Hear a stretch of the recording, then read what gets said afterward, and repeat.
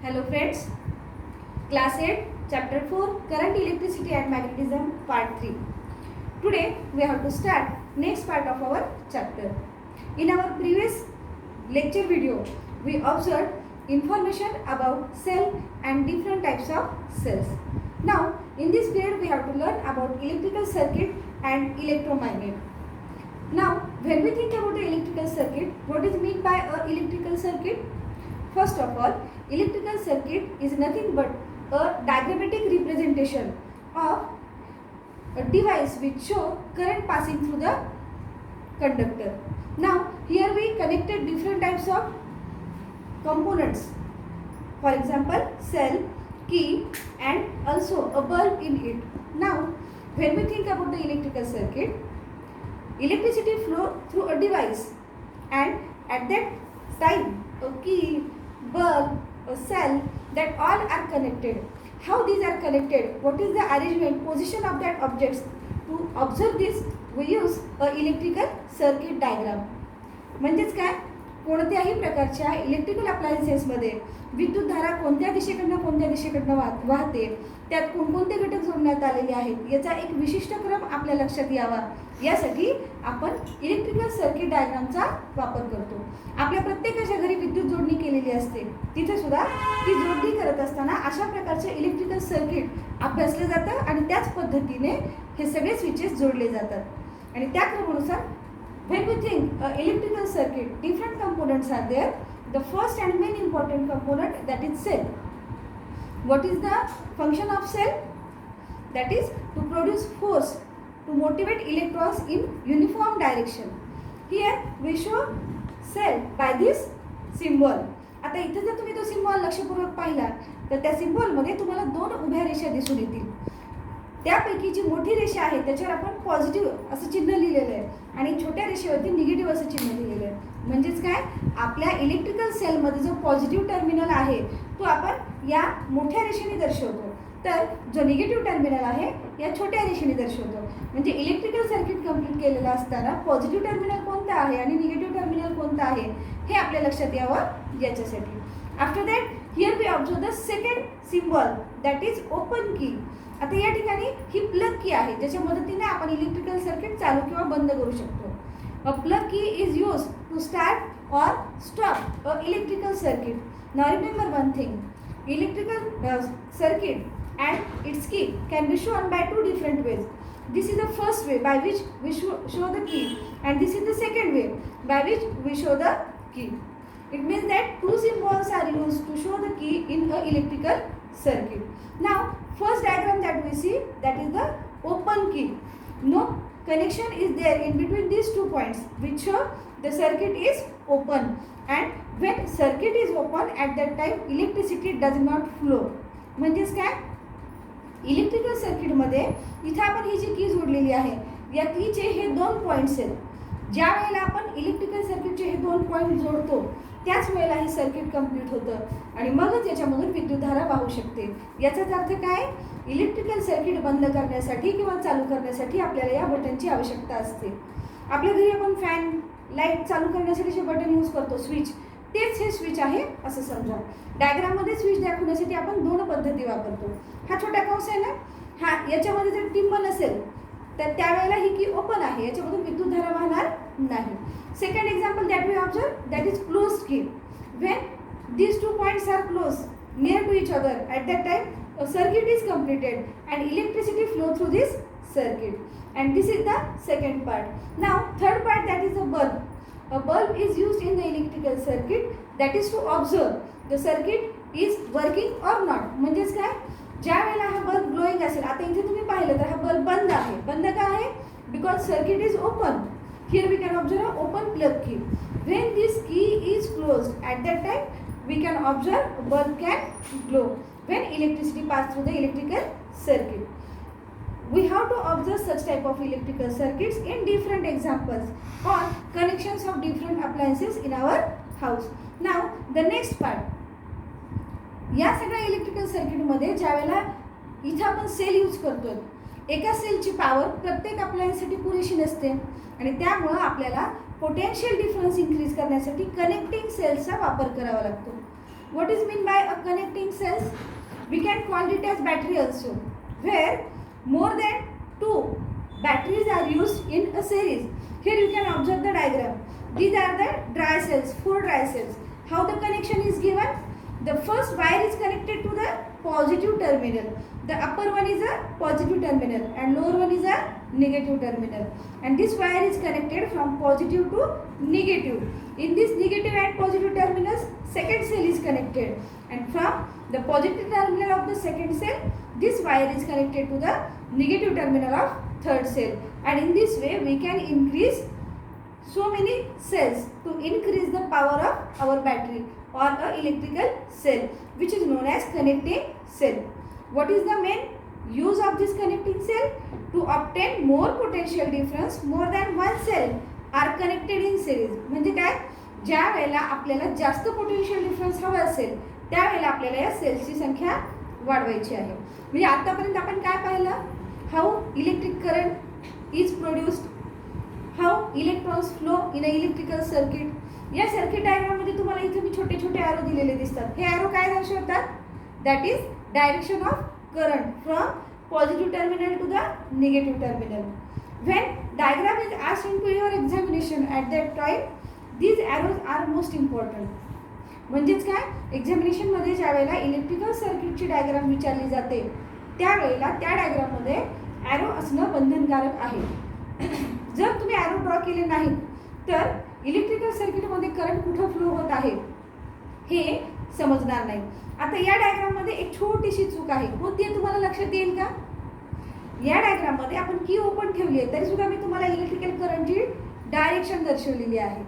जोपर्यंत आपण ही की क्लोज करणार नाही तोपर्यंत इलेक्ट्रिसिटी फ्लो होणार नाही, बल्ब ग्लो होणार नाही. इलेक्ट्रिसिटी फ्लो नाही झाली तर तिची डायरेक्शन कशी येईल? आणि म्हणून डायग्राम काढत असताना या सगळ्या बाबींकडे तुम्हाला लक्ष द्यायचं आहे.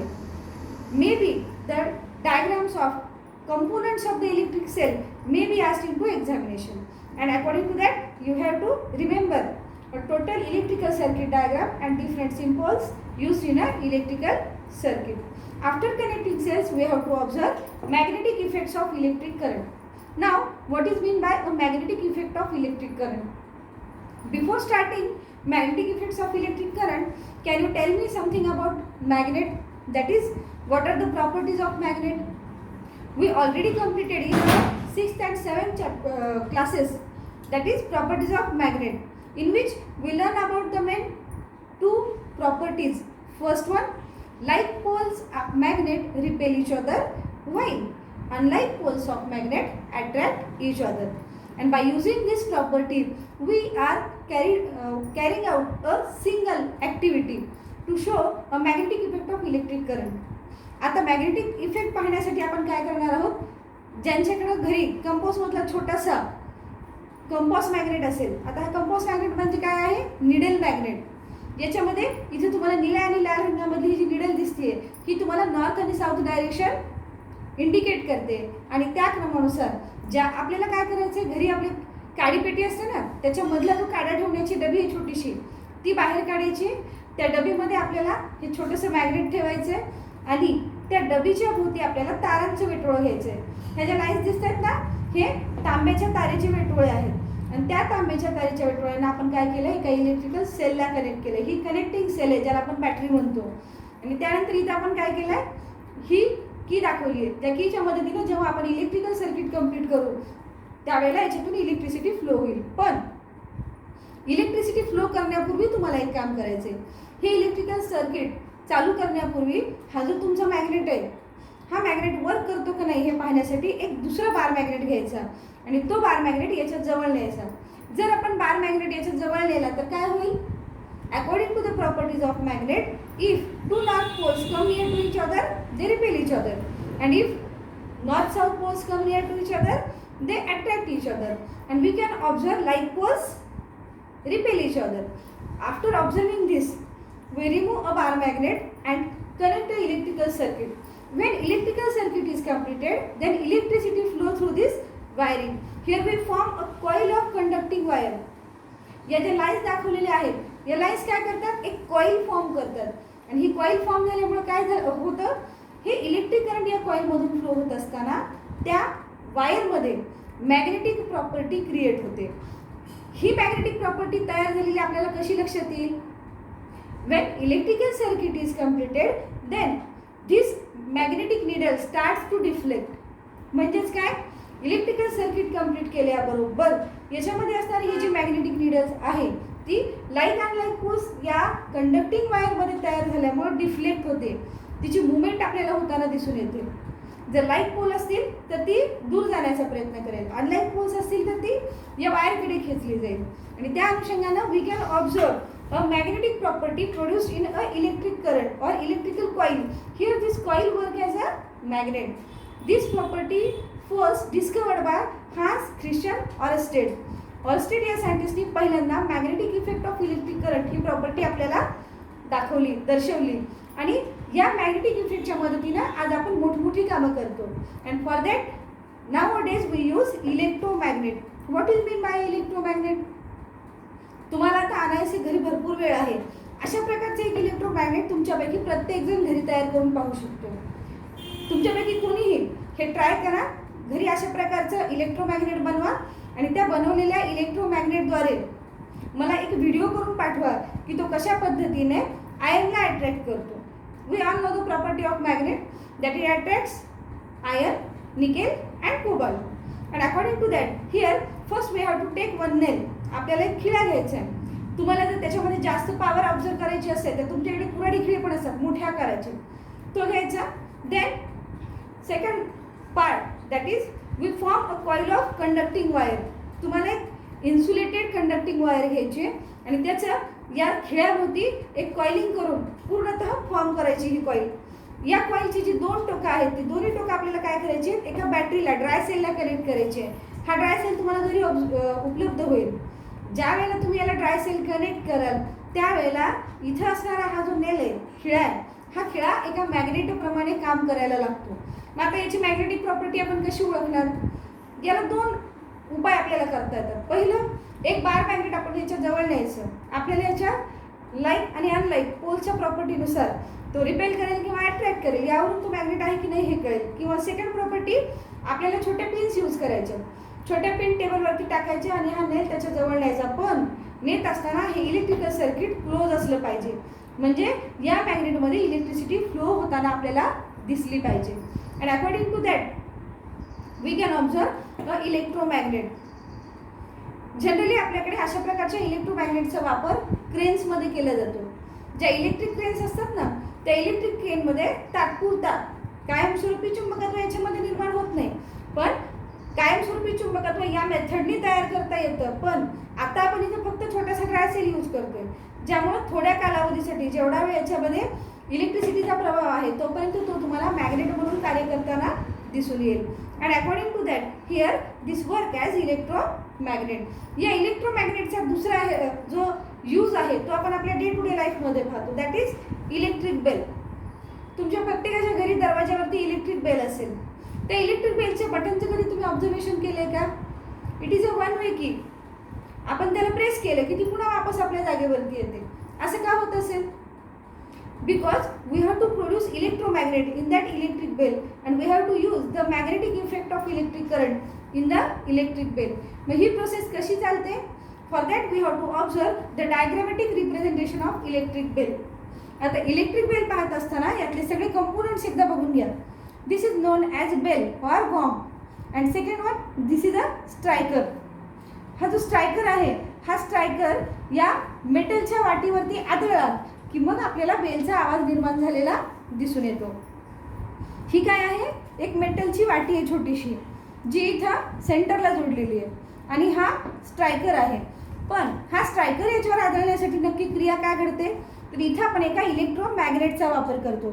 इथं तुम्हाला हे हॉर्सशू शेप मॅग्नेट तयार केलेलं दिसेल, जे आपण मेटलच्या पट्ट्यांच्या मदतीनं तयार केलेलं आहे. या दोन मेटलच्या पट्ट्यात ज्याच्यावरती आपण कनेक्टिंग वायरचं कॉइलिंग केलेलं आहे आणि या कॉईलची दोन्ही टोकं आपण काय केली आहेत? इलेक्ट्रिकल सर्किटला जोडलेली आहेत. इथे लक्षपूर्वक पहा, ही याची फर्स्ट साईड ही आपण काय केलेली आहे? कीला कनेक्ट केली आणि तिथून निगेटिव्ह टर्मिनलला. आणि सेकंड जी आहे वायर, ही वायर आपल्याला पॉझिटिव्ह टर्मिनलला जोडायची आहे. पण पॉझिटिव्ह टर्मिनलला जोडण्यापूर्वी आपण काय केलं आहे? First of all we connect a striker to this strip, या स्ट्रीपला आपण स्ट्रायकर कनेक्ट केलेला आहे आणि त्या स्ट्रीपच्या समोरच्या बाजूला इथं कॉन्टॅक्ट स्क्रू आहे. कॉन्टॅक्ट स्क्रू म्हणजे काय, जो या ठिकाणी याच्यासोबत कॉन्टॅक्ट क्रिएट करतो.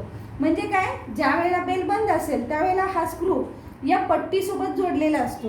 ही जी इथं आहे ना, ही आयर्न स्ट्रीप आहे. ही आयर्न स्ट्रीप इथं आपण कनेक्ट केली आहे.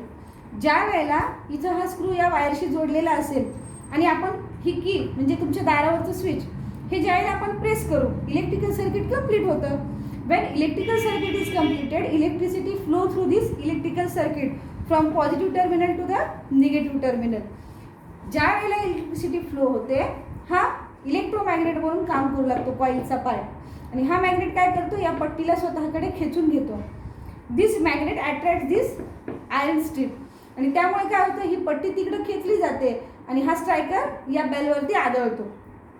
And in this way we can observe production of the sound. But remember one thing, when it attracts towards the magnet, a contact between this screw and this strip, that is, we cannot observe this contact. Why? Because this strip is attracted towards the magnet and therefore electrical circuit is distracted. म्हणजेच काय, ज्या वेळेला ही strip मॅग्नेटकडे उडली जाईल, या screw मधला आणि या पट्टीमधला contact तुटतो, आणि कॉन्टॅक्ट तुटल्यामुळे काय होतं, इलेक्ट्रिकल सर्किट जे आहे ते बंद होतं. इलेक्ट्रिकल सर्किट बंद झालं याचाच अर्थ या मॅग्नेटिक वायरमधून फ्लो होणारी करंटसुद्धा स्टॉप होते, ज्याच्यामुळे या पुन्हा लोखंडाच्या पट्ट्या म्हणून काम करू लागतात, मॅग्नेट म्हणून काम करत नाहीत. The main function of the electric current, that is conversion of this iron strip, iron plates into magnet. करंटमुळे या प्लेटचं कन्व्हर्जन मॅग्नेटमध्ये झालेलं आहे. पण ज्या वेळेला करंटच या ठिकाणी स्टॉप होतं, या पट्ट्या मॅग्नेट म्हणून काम करत नाहीत, आणि म्हणून ही जी स्ट्रीप मॅग्नेटकडे अट्रॅक्ट झाली होती ती पुन्हा वापस आपल्या जागेवर येते आणि पुन्हा या कॉन्टॅक्ट स्क्रूला चिटकते आणि यांच्यामध्ये कॉन्टॅक्ट क्रिएट होतो. जेव्हा ही इथून डिसलोकेट होईल, याची पोझिशन सोडेल, त्यावेळेला मात्र यांच्यातला कॉन्टॅक्ट नाहीसा होतो. And in this way we can observe electrical circuit break due to attraction of the strip toward the magnet. Electrical circuit break झाल्यामुळं या ठिकाणी पुन्हा इलेक्ट्रिसिटी फ्लो होत नाही. आता लक्षात आलं, आपलं तिथलं जे बटन आहे ते वन वे काय आहे. जर ते बटन वन वे राहिलं नसतं आणि चालू केल्यावर चालूच राहिलं असतं तर तुमची बेल कंटिन्यू वाजत राहिली असती, ती कधीही बंद होऊ शकली नसती. And therefore to stop the electrical bell, here we use a iron strip and contact screw to break the circuit and again to connect the circuit. तुम्ही पुन्हा पुन्हा बटन दाबलात तर पुन्हा पुन्हा बेल वाजेल, पण एकदा वाजून की लागलीच बंद होईल, only due to this electromagnet. म्हणजे या पूर्ण इलेक्ट्रिक बेलमध्ये महत्त्वाचे पार्ट कोणते कोणते, first one electromagnet, second one contact screw and third one striker. या तिघांच्या मदतीनं, म्हणजे स्ट्रायकर याचाच काय अर्थ आहे, iron strip.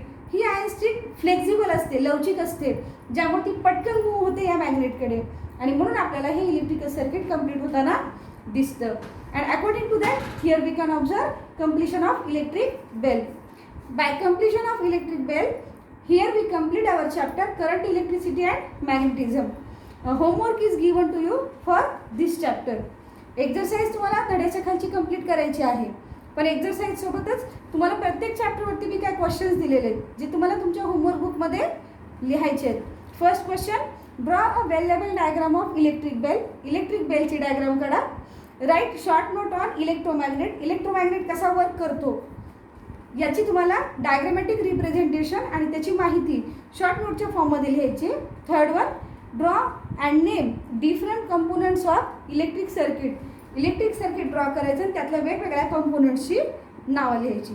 This is all about current, electricity and magnetism. So here we stop.